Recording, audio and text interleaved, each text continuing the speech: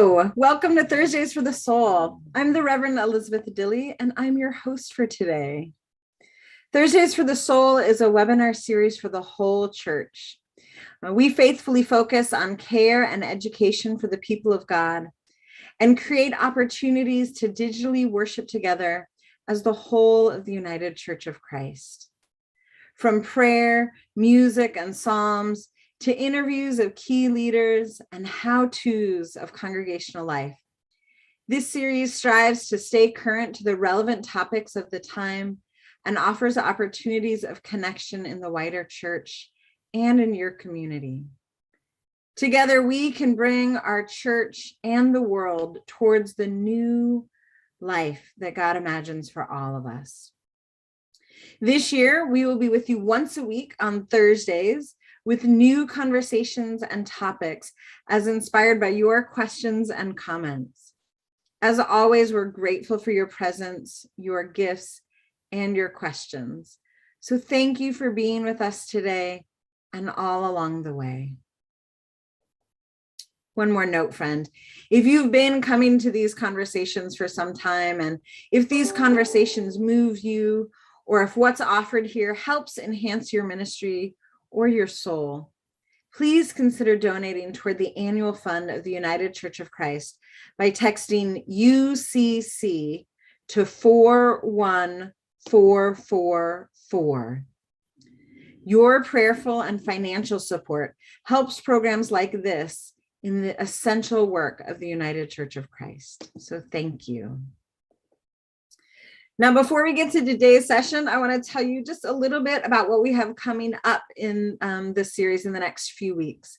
Next Thursday, March 3rd, will be Rural Voices of Worship and Praise. So join us for an hour of inspiring worship and praise by rural identified congregational leaders and pastors as they celebrate UCC ministries in rural areas. On Thursday, March 10th, will be a webinar on midwifing grief. So the Reverend Jamie F. Eady is a pastoral theologian, spiritual care practitioner, loss navigation specialist, and death midwife. She wants to discuss communal grief and steps that are useful in navigating grief for both clergy and laity. After 2 years of ongoing collective trauma and change, Reverend Eady will offer key strategies for individuals and communities in moving forward with grace and care for each other. On Thursday, March 17th, our Contemplatives in Action will be leading a webinar on mindfulness in the United Church of Christ. So following the Contemplatives in Action resolution passed at the 2021 General Synod, a working group of clergy, students, and lay leaders have been meeting regularly to pray and meditate on how to incorporate more contemplative practices into our UCC communities.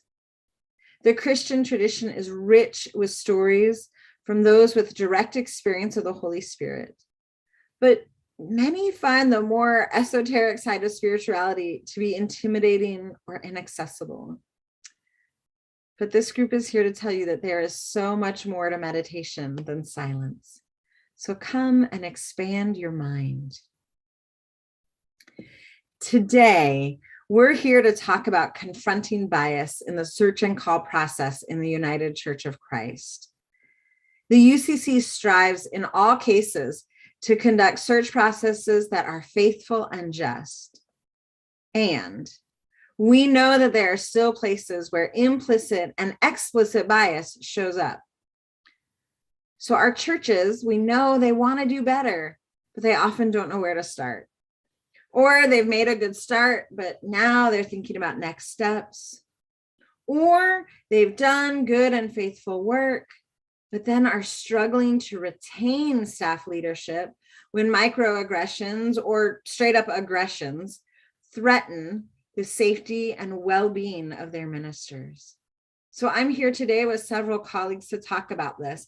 I'm here with my MESA colleague, the Reverend Jeff Nelson, Minister for Ministerial Calls and Transitions, and 3 amazing leaders connected to First Congregational United Church of Christ in Washington, D.C., as they share some resources, wisdom, and experiences towards moving toward anti-racist and other anti-biases in search and call and beyond. Jeff. Hello and welcome to all in attendance. I was about to say this afternoon, but that might not be the case for all of you. Regardless, we are glad that you are here joining us for this webinar today. I have the honor and the privilege of first introducing our 3 panelists who will be engaging in conversation and sharing their experiences related to confronting bias in search and call. First, we have the Reverend Amanda Hendler Voss, who serves as the senior minister at First Congregational United Church of Christ in Washington, D.C. Amanda earned her Master's of Divinity with a certificate in Black Church Studies at Candler School of Theology at Emory University in Atlanta. In 2009, Amanda co-founded Land of the Sky United Church of Christ in Asheville, North Carolina, where she served as co-pastor for 8 years in an intentional power-sharing model.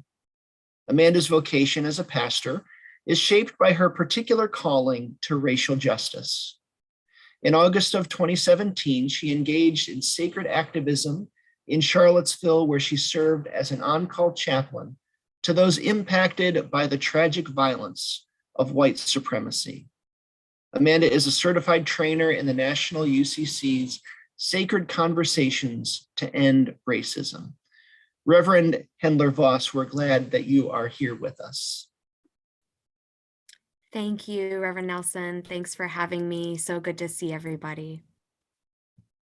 We also have with us the Reverend Carson, who attends First Congregational United Church of Christ in Washington, D.C.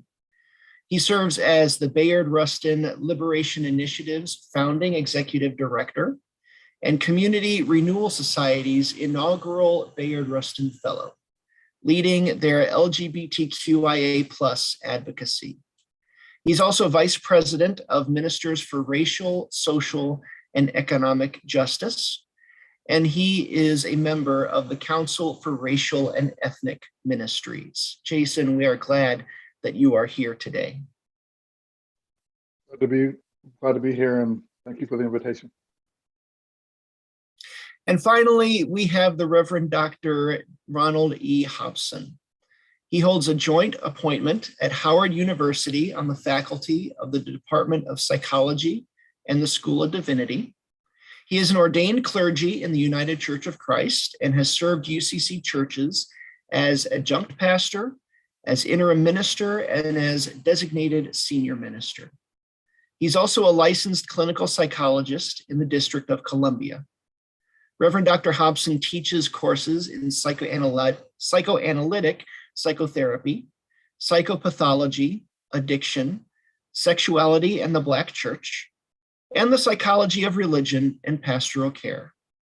His most recent work is on progressive preaching within the Black church tradition and the psychological implications of mainline Christian theological ideas, such as atonement. Reverend Dr. Hobson, we are glad that you are here as well. Thank you. It's very good to be with you. Now, before we delve in to our conversation with our 3 panelists, I want to bring to attention the MESA resources that are available as part of this work of confronting bias in the search and call process. The first is a series of 4 videos that are collectively known as Stretching Beyond. These are 3 to 5 minute videos that each touch on the possibilities of bias in the search process. That encompass one focuses on bias regarding race and ethnicity, one related to bias regarding LGBTQ+ individuals, one related to ableism and accessibility, and one related to bias concerning gender. And these are available on the UCC website as part of the search and call materials, and serve as great discussion starters for search committees and for those who work with them. Also, in addition to those videos, we have a welcoming diversity inventory. This is for an entire congregation to engage together, rating themselves in a numbering system related to a variety of areas of the congregation's life and how well they see themselves regarding diversity. So this includes diversity in a congregation's own attitude and their self-perception, diversity among the church's leadership, diversity in worship and other congregational visuals around the church, such as bulletin images and artwork, educational events and materials that the congregation has engaged in, and also diversity in events that churches hold for themselves and for the surrounding community. Now, those who have just listened to this for the past couple of minutes may observe that, well, that doesn't seem like enough. And that is understandable. And this webinar is part of an ongoing effort by MESA, by the National Church, to continue to engage these sorts of issues and to continue expanding this effort of acknowledging and confronting bias in the search and call process and beyond. So this is an additional step in an ongoing and continuing effort to engage in these issues. And so without any further ado, I turn over the conversation to our three panelists. I once again welcome their wisdom and their experience, and I am glad that they are with us today. Well, thank you again, Reverend Nelson. I thought I would get us started by sharing a little bit of the context and the background that led our search committee for our next director of music ministry to seek intentional implicit bias training. And it was the Reverend Dr. Ron Hobson who provided that training for us. So I want to share a little bit about the preparation, because I want to note that often it doesn't work that just suddenly somebody comes up with the bright idea to get implicit bias training for a search team, that there is preparation and work that needs to be done in advance of that. Well, that work, I can't begin to go over the whole history of that work in my setting. Our congregation was founded by abolitionists in 1865. I will speak for the last couple of years and some significant preparatory work that we have done recently. One of the things that we did recently is last spring, after spending a lot of time leading up to this, our congregation voted unanimously on an platform policy called Becoming an Anti-Racist Church. And that was written primarily by the Reverend JCWilson, who is also on this panel. It was moved through our anti-racism committee. And it uses the language of becoming an anti-racist church intentionally, because this is not a designation like we are ONA. This is work that is about using anti-racism as a lens through which we view all of our ministries. And that is an active process. At any time, we can get looped out of that. And so it's a spiritual practice that we're continually calling ourselves back to. In the midst of passing that, we also were engaged in a year-long anti-racist audit. And that audit is a resource that is not yet available. We are one of the churches that is beta testing that. It's a resource from the Central Atlantic Conference. And I imagine people are going to be interested in knowing more about that resource. The person to contact, and we'll put this information in the chat, the person to contact is the Reverend Marvin Silver. Reverend Silver is the Associate Conference Minister for the Central Atlantic Conference, and his email address will be in the chat. That's the best way to reach him to learn more about that. But again, that resource is currently being tested and in its revision phase and not yet available for use. However, it's a year-long process through which we examine all of our ministries, every area of the life of the church through the lens of anti-racism.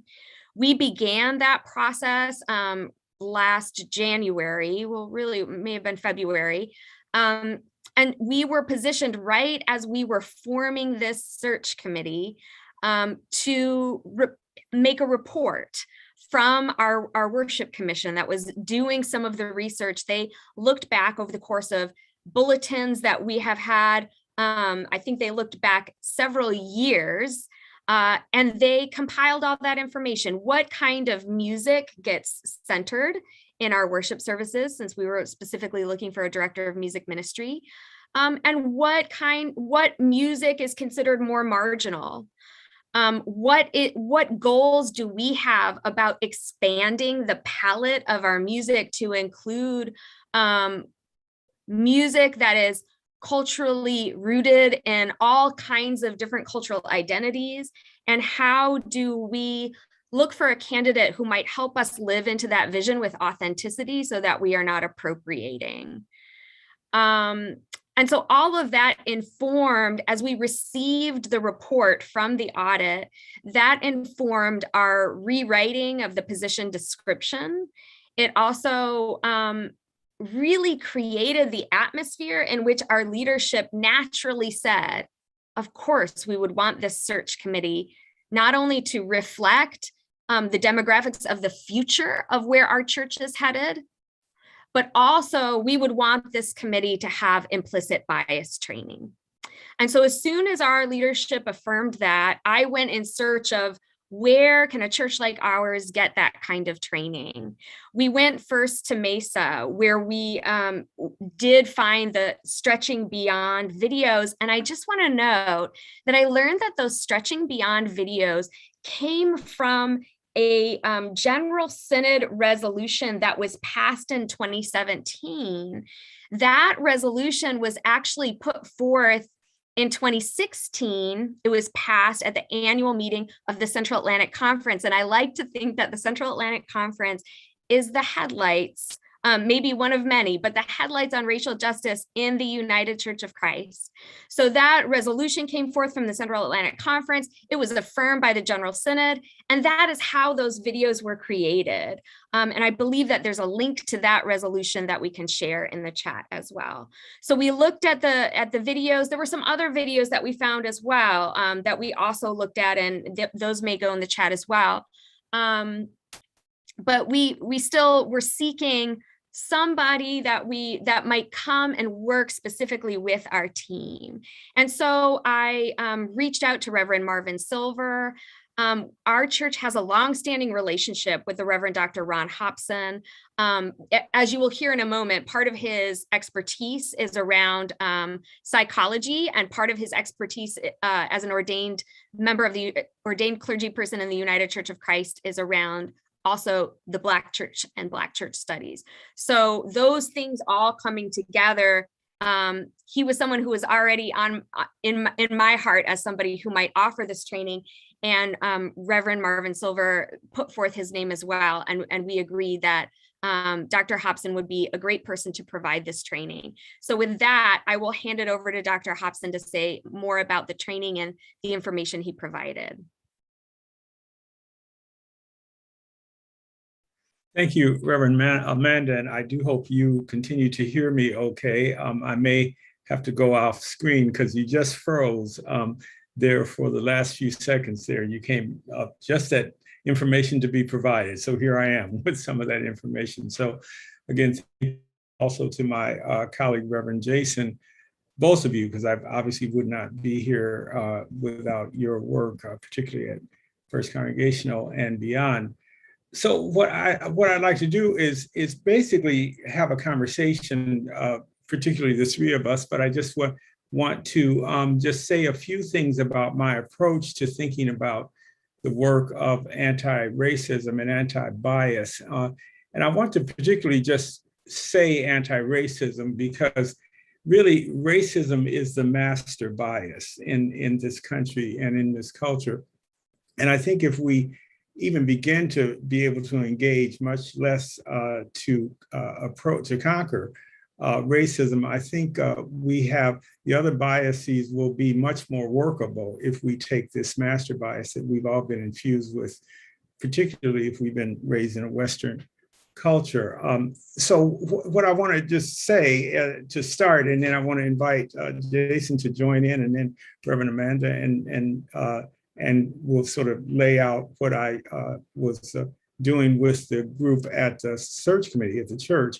But first, I just want to acknowledge that for well-meaning people, you must be like tired of hearing about this because you think about it and you work on it and you have worked on it, you structure it into your policies and activities at your church. You have sessions like this. So in some sense, you might feel like the choir. And of course, what you know if you sing in the choir is you're probably the most tired of hearing the minister of the choir because you're always there. You have to hear it all the time. And so I want to just acknowledge that you're in doing this work, you must be tired of doing this work. And there is a kind of compassion fatigue that must come about because, you know, when is enough? When have we arrived? Are we there yet? The perennial question when you're on a journey. And so I think it's important to acknowledge that even in going into this work with commitment and with interest, that you must be tired of it too. And of course, just think about how tired folks are that are doing this work with you, particularly people of color who are having to both bear the experience of the bias and often bear the work of conveying the wisdom to deal with the bias. So I want to acknowledge the compassion fatigue, and I also want to acknowledge the possibility of resentment, that you're tired of it. And even well-meaning people can say, well, enough already. We operate pretty well. We can't be perfect, but we do pretty well. And so perhaps there would be some resentment involved also in continuing to do this work. And I can imagine as you structure your search committees in a search and call process that this conversation around bias, racism, diversity, that conversation, just some people, you know, if you had a blood pressure cuff on them, their blood pressure would spike at that conversation. They know it, they're willing to try to deal with it, but do we have to go through talking about this again? And I think that resentment is rooted in guilt and shame. And this is where I want to bring in some of the psychological perspective on doing this kind of work, particularly for people who think of ourselves as well-meaning people.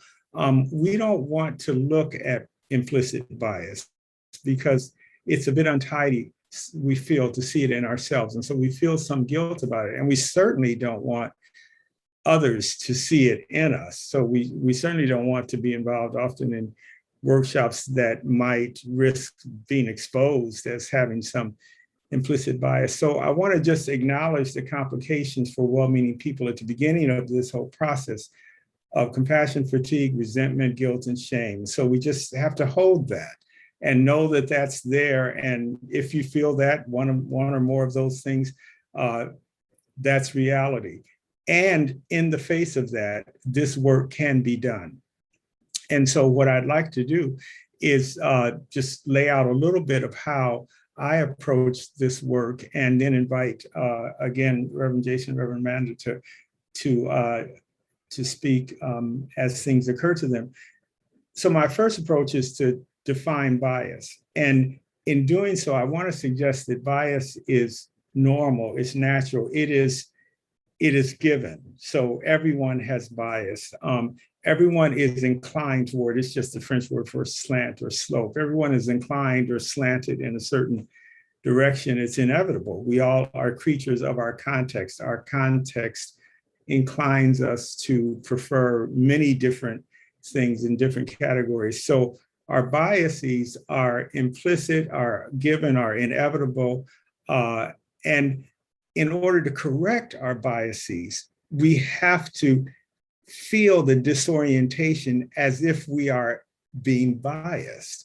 Because the irony is, if you are slanted, when you straighten up, you feel slanted because you've accommodated to the slant, you've adapted to it. And so the work is to feel the sense of unfairness in doing this work. It can feel like, well, we're giving preferential treatment. Those are the sort of things that have been used to stigmatize this kind of work. And so I want to suggest that in order to overcome bias, ironically, you have to be biased. You have to pay attention in a different direction. You have to slant in a different way than the slant that you are inclined to, given our cultural context.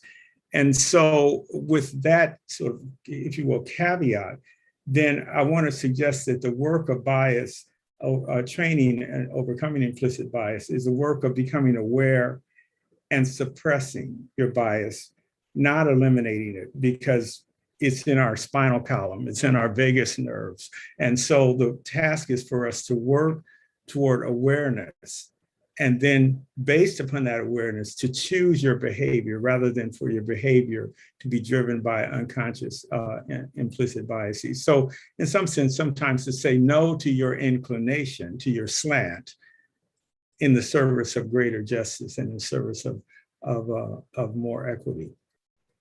So let me pause there, and I can go into how to frame this work as a change process. But I want to pause and just invite Reverend Jason, if you have any reflections having gone through the work, or Reverend Amanda, and then I'll sort of join back in as relevant.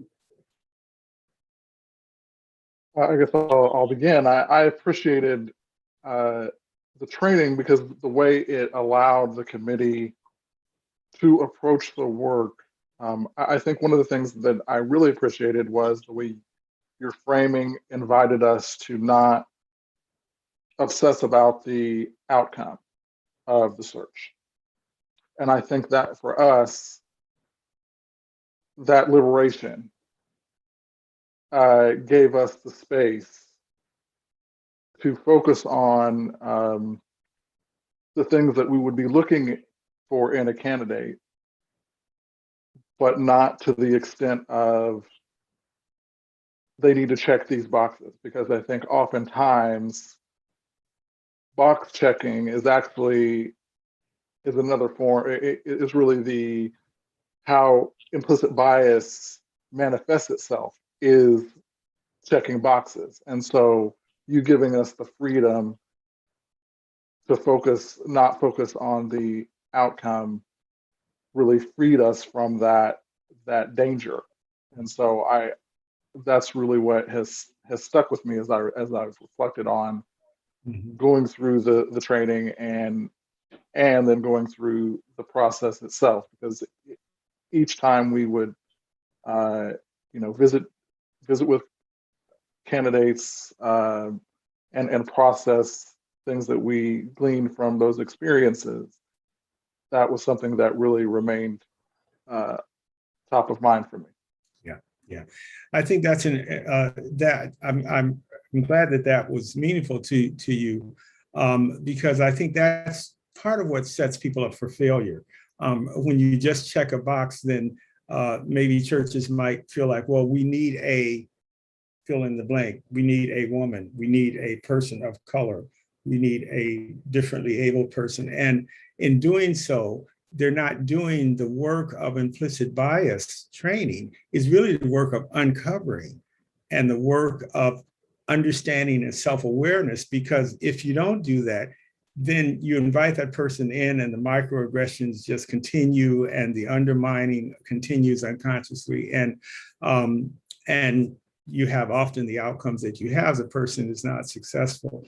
And then of course, the thinking is, well, we did that bias stuff, that anti-racism, and look, we made a poor choice and it didn't work out. And so I think that's such an important element of this work, is to give away focusing on the outcome.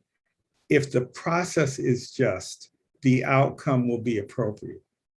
The work is to work with the process. And in order for the process to be just, then the work has to be internal and a work of uncovering and self-awareness in order to get to a just process and therefore an appropriate outcome. Reverend Amanda, I don't know if you have a thought on that. Yeah. You know, I remember in the training, there was a moment, Dr. Hobson, when you said, now think about that organ bench or that piano bench.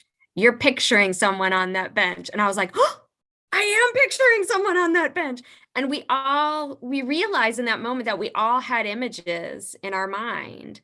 And those images came a lot of times with a gender and, you know, with a racial identity attached to them. So I think, you know, part of what being less attached to the outcome allowed us to see the significance of is in our interviews, we asked about anti-racism in music. We had conversations about our commitment and how that may or may not resonate with the candidate, because we didn't make the assumption that just because a candidate is a person of color, that means that they are on board with our anti-racist commitment, and that they want to forward what our vision of expanding our musical palette. So we really had to be in conversation and listen closely to what the various candidates said, and then we would have conversations afterwards about that. And in the midst of that, it was very important to have people who were trained on that team, not just an implicit bias, but trained in anti-racism on that team, which some of us brought to that team. But that exercise of picture the person. And I also just wanted to add that, you know, you mentioned, Dr. Hobson, how sometimes we go through all of this and then for whatever reason, it doesn't work out. Maybe the person doesn't accept the position. Maybe they accept the position and it's genuinely not the right fit. Maybe they accept the position and we haven't done the groundwork of creating circumstances and spaciousness within our systems and structures to allow for a minister of color to not just survive, but to thrive. What are their sources of support? You know, what is the process in your church for when microaggressions occur? Do you know what that process is? Have you outlined that? You know, creating that space for someone to really succeed.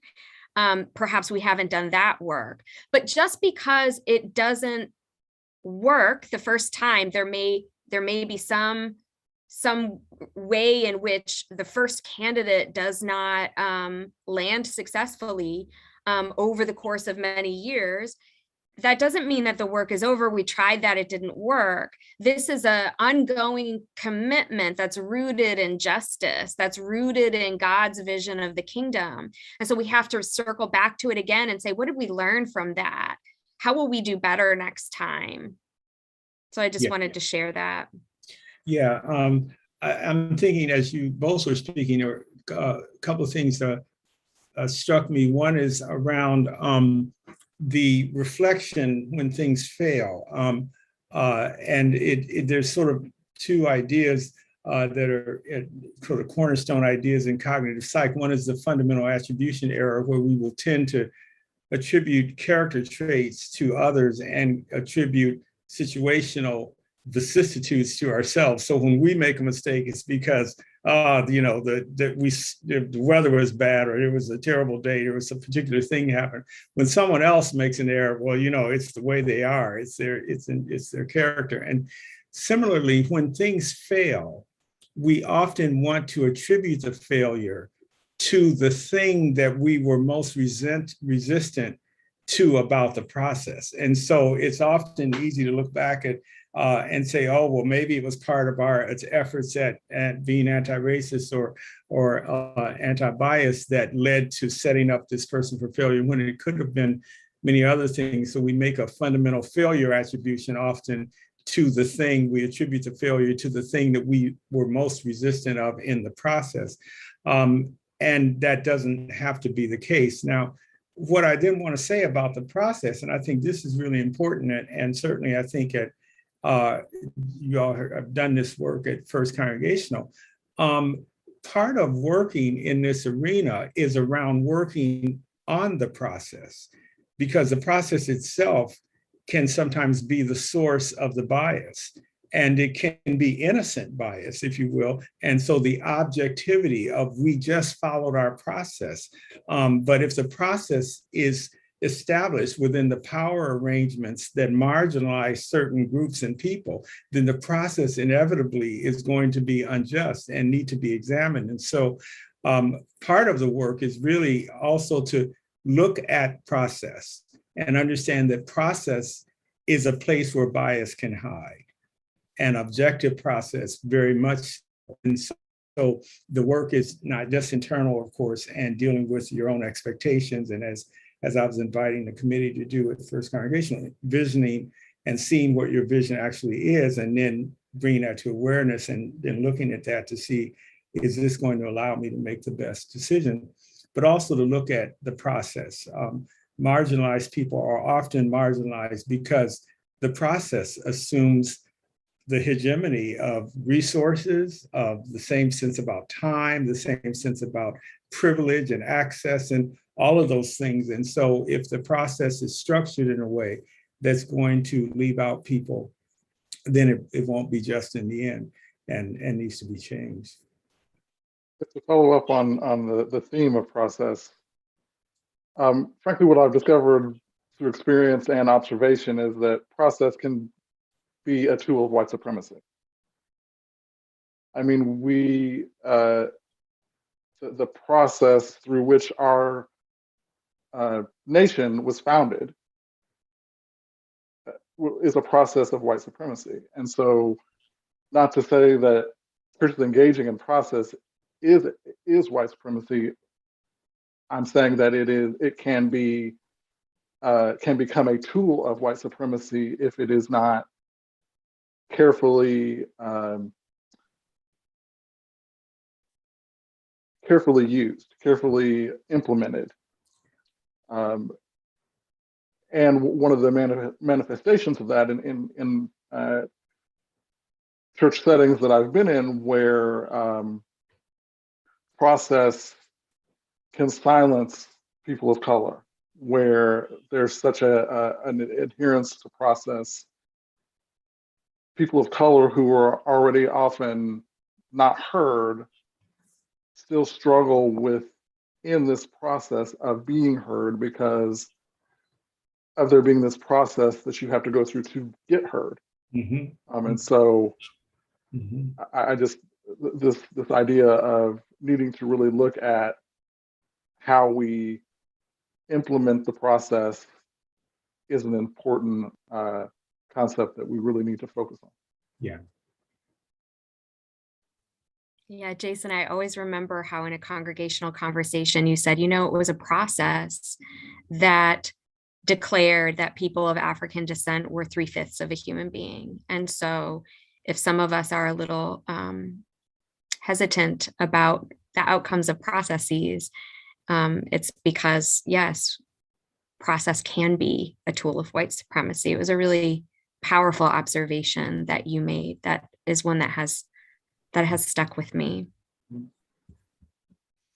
And I think the resistance to really looking at process involves what I think is really fundamental to helping people to move in any area of change, and that is to think of this as a change process. What we're really inviting the larger culture and majority culture to do is to change. And one of the things that even our faith tradition teaches us is the most difficult thing to do is to change, is to be converted. I mean, the theme of conversion is such a fundamental theme in our faith, and we can be many years in the faith and yet not be converted. And so the task for us is to understand that what we're inviting people to do is to change.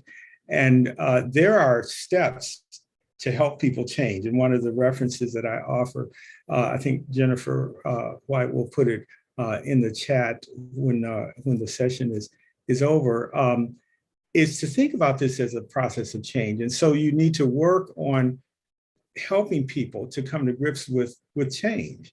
There are certain stages to change, and there are certain ways to talk about change. And so to just own and recognize with people that becoming actively aware of your biases and allowing that to be a process that you engage in over and over is a change. Because one of the, as James Baldwin said, one of the greatest, if you will, crimes of white supremacy is the white privilege of innocence, of not knowing, and of being unaware. And part of what we're inviting people to do in this kind of work is to become aware, and that's a change. And so the task is to help people to contemplate the change, to prepare for it, to recognize what it will cost, all of the steps that are laid out in a change process, and understand that in some sense, discomfort will be a signifier of difference. And so when you're uncomfortable, that probably means you're on the path to changing. And of course, none of us likes to be uncomfortable. And so if we can help people by predicting that and helping them to understand that fear, discomfort will be a part of making space for difference, that comes along with making space for difference, and recognizing that will be a key to understanding how you move forward. Ron, I think that you really helped us see what those stages of change are. And it was very liberating to know some people in the congregation are in what's considered, I believe the term you used was a pre-contemplative stage. And so they're not even contemplating change. Why would we change the music? What we have had is perfectly sufficient. And so I think you advise that for those in the congregation that are in that phase, the work there is presence and patience. We're not even, if the question isn't even being asked, then there's no use in sort of trying to sway somebody's mind. So, and how much change the system can hold in a sustainable way, we have to be mindful of that as well. I wanted to add one more thing, and then I don't know, it may be time for Q&A, but I was recently listening to Dr. Cornel West, and he was talking about the difference between anti-racism and Black love. Because you said this is about change, but it's also about love. Anti-racism, we can say we are against racism, but what we are really being called to, right, is loving other cultural, racial identities than our own, being able to see the beauty of God's creation and those who look and present and identify differently than we do. So we have to be about that love, which is inquisitive, which wants to learn more, which is grateful for ways in which difference remind us of our common humanity, but also grant us opportunities to deepen our humanity by learning how humanity shows up for somebody else. So I just wanted to add that this process is also about love. Yeah, that's good. Yes. Yeah. I guess I just wanted to also comment on the whole concept of welcoming change into our churches through a change in leadership, while this is a great conversation to have around search and call, before you get to search and call, you start that journey as a member in discernment. And you start that journey to becoming a member in discernment. And so for me, when I was in the space in the committee, on the committee, I was really looking at it from not only a standpoint of a lady who's going to be enjoying this music ministry, but also as an ordained minister who understands what that process is like of being welcomed into the community as a leader. And I think that this implicit bias is important for the wider church, because not just welcoming people of color, but I identify as a Black gay man, and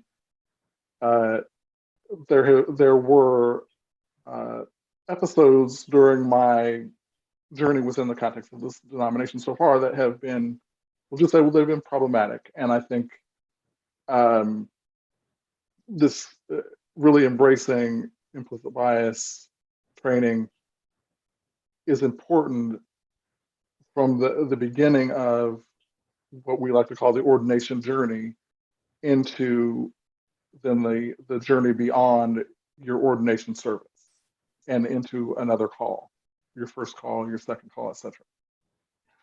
Jason, thanks so much for saying that, because I'm hearing questions about yes, making the space, in the process, but then how do we support a person of color who's serving in that position after the hire? What supports exist within that system, right? Within that system itself. We can talk, there's plenty of larger systems that need to happen and can happen, but and I know that was something that you all paid attention to in this process. Is there anything you can share about that with us? One of the things that has surfaced for us as we have engaged in this year-long anti-racist audit is creating healing spaces for people who are holding intergenerational trauma. We're all holding intergenerational trauma to some degree. It may be the trauma of the perpetrator, or it may be the trauma of the oppressed. How are we creating spaces for that healing? Do we have a package in place that allows for sufficient time off to rest and renew and restore? Are we providing in that package continuing education dollars so that an individual can avail themselves of a community of practice where they can be with colleagues who and have time to process what's going on in their own area of ministry? Do they have a spiritual director? Those are some of the areas of really creating a space that honors our common human need to restore, rest, heal. That's important. I think it's also important for any staff member to be able to identify who within the congregation is supportive of their ministry, and perhaps that is a specific called committee that is there to support them. Perhaps it's much more informal. But being able to know that they have allies in the community who are there to stand alongside them when misunderstandings occur, when microaggressions need to be processed, is really important. And so having your leadership trained in anti-racism, having your leadership trained in microaggressions creates more of that space. Mm-hmm. I did want to pick up on something you said, Reverend Amanda, that I didn't want us to miss. It's so important. And that is that the trauma of the perpetrator or the trauma of the people who have been victimized. And I think that's really important, because often we think about the victims, so to speak, or we think about the targets of discrimination, bias, and racism as the primary focus. But it's really important for us all to think about the trauma to the soul of the inheritors of a white supremacist system, the trauma to the soul of the benefactors of systemic, centuries-long brutality, just how it scars the soul of those people, of us, of you. And so the task is for us to have structures in place, not just to support the person of difference who is in this context and needing support, but also to continue to be, if you will, an immune system to help the people who are in this context to keep realizing how they need to keep being cleansed of the infection of the generational inheritance from white supremacy. And I think if we do both aspects of that work, that's critical. Dr. Hobson, thank you so much for that. That immune system. I mean, it's a very timely metaphor for one thing, but it is a reminder of that. In some ways, it's like a low key ongoing thing, and then there's sometimes when you've always got to have a little attention to it, and sometimes you really got to have a lot of attention to it, and then and then pretty soon you're finding that level of awareness also kind of the baseline gets a little higher. I just want to note for folk, if you're watching and you're not part of the chat, all of the resources that we've talked about in this training will be sent up in the follow-up email. So we're so glad you're here and we've got those resources for you. I did see a place where someone asked about particularly the intersectionality for women of color in this work and in this process, and we know that each intersecting identity compounds and exponentially compounds the challenges that happen there. Was there attention, reflection given to that in your work and in your process? Can you speak to any of that? It's okay if your answer is no. I wanted to share that. I wanted to share that reflection and. Go ahead, Jason, if you wanted to speak to that. Yes, as the committee, yes, I just as someone myself, I mean, I'm very dedicated to making sure intersectionality is something that is really lived into. I mean, that's a commitment I have, but the entire committee brought that commitment forward, and that was something that we really focused on to make sure that we looked at all candidates and really made sure that we looked at all candidates that came from different backgrounds with different experiences and intersecting identities. So definitely, and particularly intersectionality around women and women of color was something that we particularly, LGBTQ, something we particularly focused on. I would just add that we were very particular about including a definition of open and affirming and asking particular questions about how what experiences people have had, how they have lived into that, because we were looking for language, we were looking for fluency and being able to answer that question. That was important to us. I think that also in ministry, this is a role that has traditionally been gendered male. And so I am the first senior minister at First Congregational UCC who is a woman, the first senior, not the first pastor, but the first senior. So we are still with our bodies living into these changes. And I think that there can be a lot of assumptions based on how the past models have functioned. And, I'll just give one example. I prefer to lead worship with a robe. And one of the reasons why I do that is because I don't need to get a lot of comments on what I've selected to wear for that day. And any woman who is serving as a clergy person has probably come into the situation where they have had comments made about how they are dressed or how they look.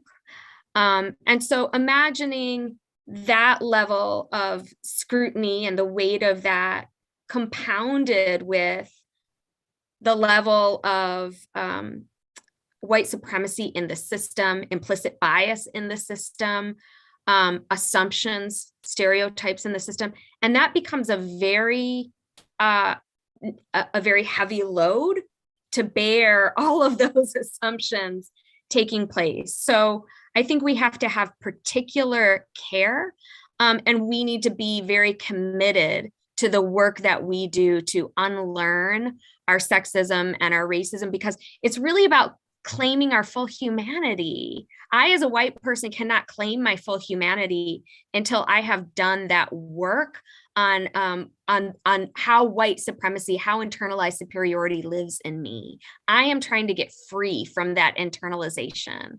And I can't be my full self until I am. So doing that work becomes so important. Amanda, thank you so much. Actually, the videos that Jeff referenced earlier in our time, one of the videos on the Stretching Beyond Bias that deals with race actually deals with a Black woman being called into a setting, and there is exactly like comments about her body in ministry, and it's so real, it's so prevalent, and it's just like so awful.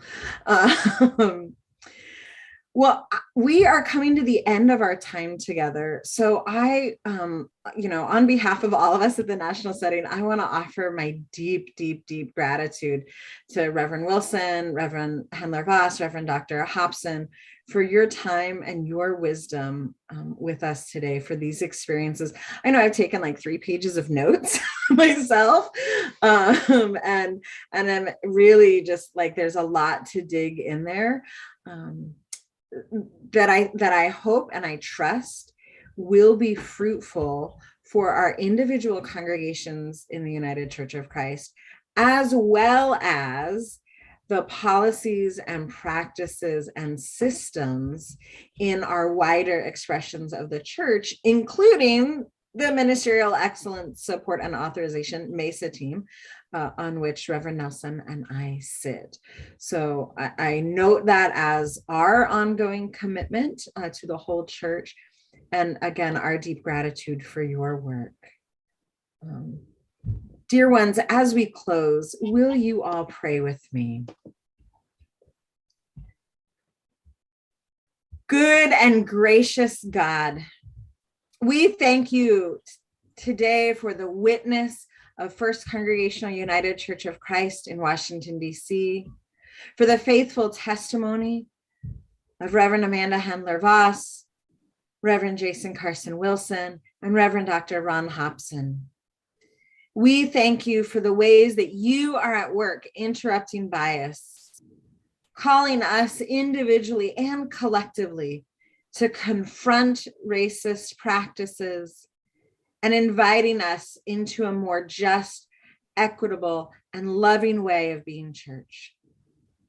I pray that this time may bear good and holy fruit for the United Church of Christ, that those who are called to serve and to lead will do so with faithfulness and care, that they will be supported and accompanied in their work and their ministries, and that the presence of your Spirit will keep us all tenacious to the work of anti-racism in your church.